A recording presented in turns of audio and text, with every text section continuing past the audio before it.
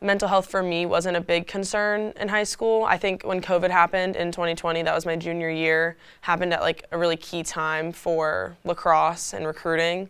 So that was definitely stressful, but I think everyone kind of experienced some sort of mental health issue during that time.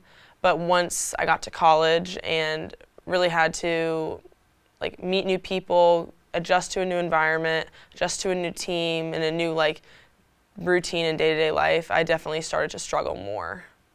I was made aware of mental health resources on campus, but I will say that part of me had always known about this foundation called Morgan's Message. So we had a Morgan's Message game for the lacrosse team for like the very first one. We had like dedication, they call them dedication games, and we had one before for women's soccer, but we didn't really it was kind of like on the fly last minute. So our first like official one where we took like a lot of time to get like t-shirts for like the fans and like get Bojangles out there and get more people involved within like the students and the student athletes on campus was actually this past year. And the reason I was able to kind of take the lead on it was because I was injured and felt that it would be important to kind of bring that to the team. I sat my freshman year because was having hip issues and wasn't completely torn yet. It was like a micro tear. So I kind of was just, there's always a risk. If you don't get surgery, it can get worse. And so I had a micro tear, and the best way at the time to handle it was just PT, take care of my body, and get back to full strength. And then so sophomore year, got to play a little bit, get back into it, was obviously adjusting from being not on the field to being back on the field. Still was experiencing a lot of hip pain and proceedingly got worse. And then coming into my junior year, it just became to the point where I couldn't do day-to-day life things. I couldn't sit in the car for more than 10 minutes, couldn't stand, couldn't go on a bike ride. All of a sudden it was like little things that should be easy and doable just weren't.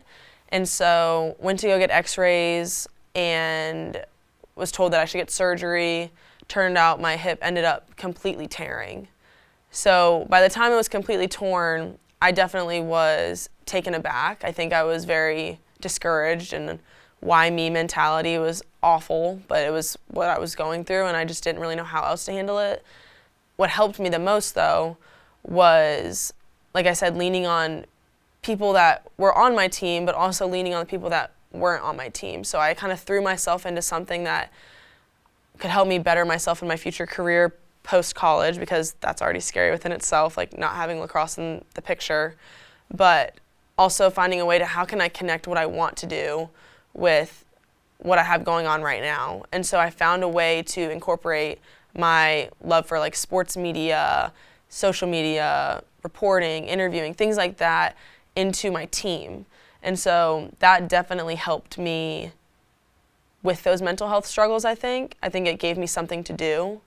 But before that, like when I was before the surgery, like the lead up to it, I was very, very, very like just not myself. And I think that's the scariest part too, is that you have to find a new why to your everyday life. It wasn't waking up and going to practice. It was waking up and going to watch practice for 2.5 hours, and then still going to class, still doing the study hall, still living up to the expectations of that athlete that you kind of sign up for, but then not getting the satisfaction of getting to play and train and like see that growth. So you just find ways to see growth in other things. So I think the biggest thing for anyone who's going through anything is just find like that one person and that one thing that brings you peace, and rely on it to an extent, but remember that relying on yourself is the most important, because at the end of the day, it's all about your mindset, your perspective, and how you respond to situations.